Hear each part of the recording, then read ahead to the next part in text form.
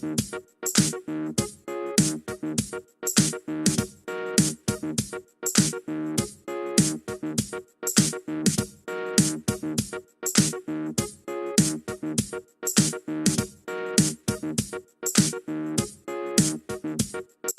passe les 3/4 de sa vie à travailler. C'est un constat, on passe les 3/4 de sa vie à travailler. Est-ce qu'on peut passer les 3/4 de sa vie à vivre péniblement son rapport au travail, à être contraint, à être dans une situation compliquée, du coup à être mal quand on rentre chez soi, du coup à faire subir sa famille? Pour moi, c'est une évidence que non.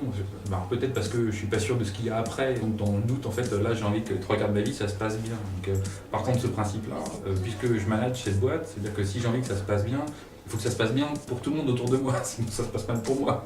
Donc quel est le management que je mets en œuvre pour que ça se passe bien pour tout le monde?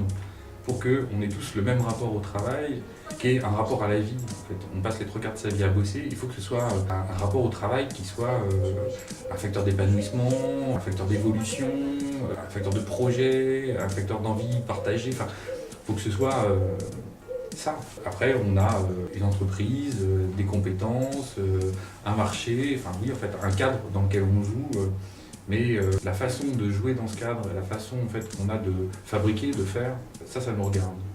Nous, on a choisi de questionner et remettre en cause notre cadre en permanence. Toujours trouver à s'améliorer. Se poser la question de qu'est-ce qui fait que j'ai envie de me lever le matin en fait, pour aller bosser, parce que ça va être chouette, quoi, parce que je vais vivre une chouette journée. Même dans des temps qui peuvent être plus contraints, parce que des dossiers difficiles, complexes, mais que je sais que je ne suis pas tout seul, je sais qu'on va pouvoir travailler ensemble, je sais qu'on va y arriver, je sais qu'on n'est pas dans un jugement, je sais qu'on est dans le faire ensemble, quoi. Et qu'en plus, on n'est pas simplement dans une logique économique qui serait de dire il faut produire parce qu'il faut qu'on gagne en fait de plus en plus de blé. On n'est pas du tout dans cette logique-là. On est bien sûr dans une logique où on a des charges à payer, donc il faut qu'on paye ces charges, mais on est d'abord en fait dans la question de quels sont tous les facteurs qui font qu'on peut bien faire notre travail et être épanoui au travail.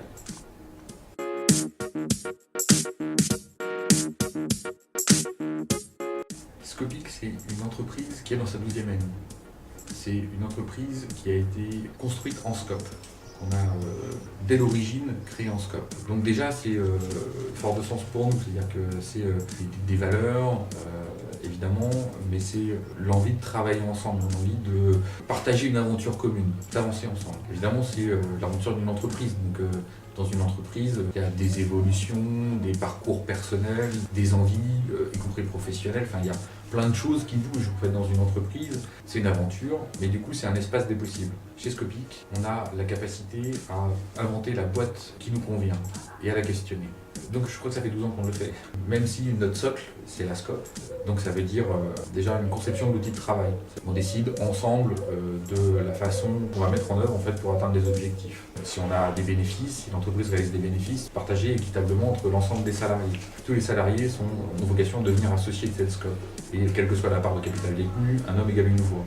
Donc on décide ensemble. Donc on est déjà très horizontal en fait, dans notre façon de travailler, dans notre façon de décider depuis l'origine. À mon sens même, les scopes devraient presque toutes être des entreprises libérées, puisqu'elles ont ça dans leur gène. Sauf que c'est pas si simple, puisque la question de l'entreprise libérée, c'est aller creuser, en fait, aller chercher ce qui, à un moment donné, permet de mettre plus d'huile dans les rouages, permet de simplifier, favoriser l'agilité en fait, dans l'entreprise. Et on a fait ce boulot. On a engagé ce boulot depuis 1 an. Alors on partait du constat de se dire, on est déjà une entreprise libérée en fait, dans notre façon de fonctionner, dans notre liberté à dire les choses, dans la liberté de faire projet, de pouvoir avoir des projets individuels dès lors que les choses sont faites pour le collectif qui puissent être mises en œuvre. Donc on avait finalement en fait l'impression d'être une entreprise libérée. Mais quand on creuse, pas vraiment. Quand on creuse, en fait, on s'aperçoit qu'il y a quand même un paquet de process, d'habitudes, de contrôles qu'on a mis en œuvre en fait, au fur et à mesure des années et qui crée une forme de hiérarchie, de non-liberté dans la prise de décision ou dans la capacité d'initiative des uns et des autres. Donc on a fait tout ce travail en profondeur avec l'ensemble des salariés de l'agence, un gros boulot sur les valeurs, histoire de bien sûr en fait, qu'on partageait les mêmes valeurs, que ce soit bien notre socle commun, et on a mis en chantier en fait, l'organisation de l'agence pour se dire en fait qu'est-ce qu'on peut améliorer. Les congés. Les congés, donc c'était le modèle qu'on avait mis en place qui était assez simple. Somme toute, c'était j'envoie un mail à mon manager pour lui dire en fait j'aimerais poser mes congés à telle date. Donc la personne prenait du temps pour écrire son mail et se posait probablement les questions de à quel moment elle va m'envoyer ce mail pour que ce soit acceptable pour moi, acceptable pour la personne, que je puisse éventuellement en fait plutôt avoir un. Enfin bref, tout ce qui peut se passer dans la tête d'une personne, en fait, on voit une mail de demande de congé, c'est pas si simple. Et puis moi, je prenais le mail, donc je reçois le mail, je lis le mail, du coup, je vais voir la personne pour lui demander si, par rapport en fait à ses collègues, ça pose pas de soucis, si par rapport à ses projets, ça pose pas de soucis, donc non, ça pose pas de soucis, donc je valide tes congés. Donc j'ai fait ça pendant 10 ans, c'est-à-dire que pendant 10 ans, je fais perdre du temps à tout le monde, puisque ça fait 10 ans que je valide les congés. Donc ça fait 10 ans en fait que les personnes perdent du temps à m'envoyer un mail, que je perds du temps à lire le mail, que je perds du temps et qu'on perd du temps en fait à se rencontrer pour savoir si tout va bien, alors que tout va bien pour valider. Bon, mais je préfère qu'on prenne ce temps-là en fait à penser des choses pour la boîte, à penser des choses pour nos clients. On ne prenne pas ce temps en fait à être sur du contrôle, de se dire est-ce que tu as bien posé, est-ce qu'on vérifie bien ensemble. Non, en fait, c'est encore la question de la confiance. Aujourd'hui, en fait, les gens posent leur congé dans un tableau Excel qui est piloté par l'assistante de gestion de Scopic qui vérifie qu'on est dans le cadre de la loi, que ça colle bien, mais les gens le font en pleine conscience. Je vérifie pas et il n'y a pas de souci. Il n'y a pas de souci vis-à-vis de nos clients, il n'y a pas de souci vis-à-vis de nos projets, il n'y a pas de souci des gens entre eux parce que tout le monde s'organise. Donc on a gagné un temps fou, puis on a gagné de la confiance et puis on a gagné un mieux-être en fait dans la boîte.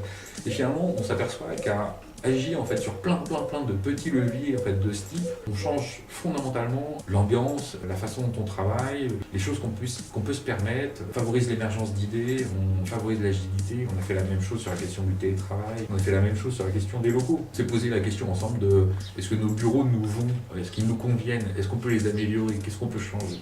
On a tout refait, on a tout repeint, on a changé les luminaires, on a redimensionné les pièces, on a réinventer en fait notre espace de travail de façon à ce qu'il soit plus confortable pour tout le monde. Et puis du coup, on a essayé de l'ouvrir, on a décidé d'accueillir des nouvelles personnes dans notre espace de travail qui ne font pas partie de Scopic, mais qui sont des talents, des gens avec lesquels on a envie de travailler sur des. Ils ne sont pas nécessairement dans le même métier que le nôtre, mais avec lesquels on sent qu'on peut faire projet.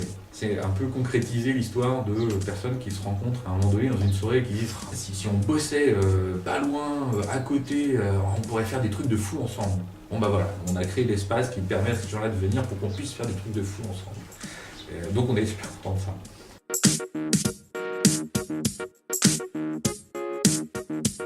Tout le boulot qui concerne le manager, plus sur la question de l'impact de cette modification, en fait, d'aller sur le chemin de l'entreprise libérée, parce que je considère que c'est un chemin et jamais un aboutissement.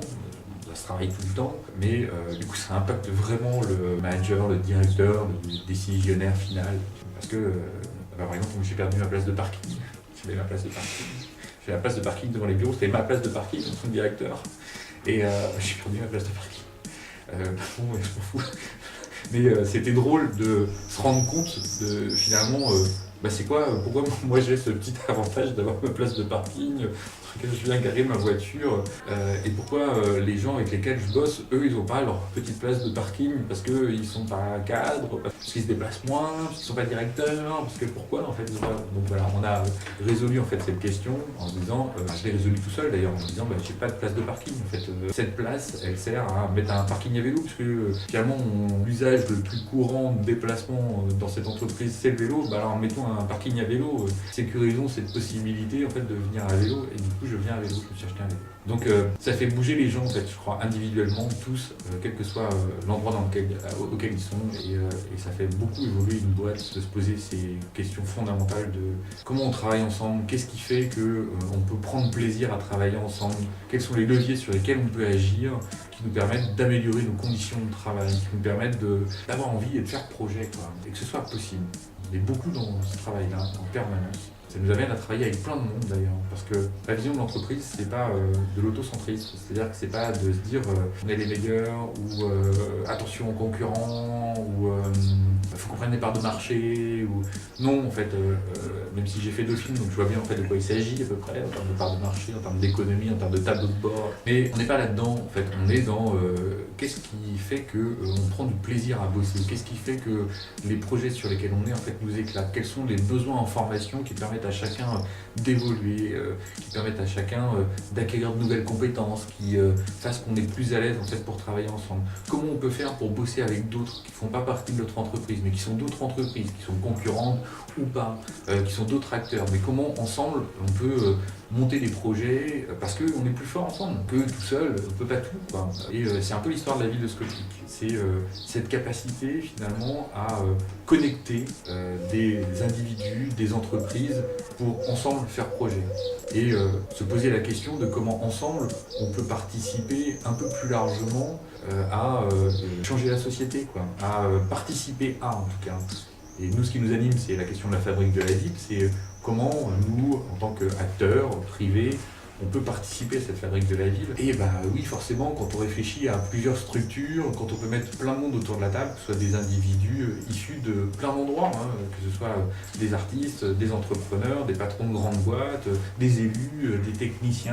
Bref, quand on partage à un moment donné une même volonté, une même envie, on peut monter des projets un peu fous, quoi. Et on a de la chance de monter des projets un peu fous. Et ça aussi, ça anime une boîte d'ailleurs. Dès lors qu'on sait que c'est possible, ça donne envie, quoi.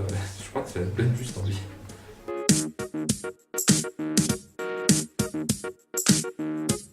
Elles sont partout. Elles naissent de l'expérience, des rencontres, évidemment, des lectures.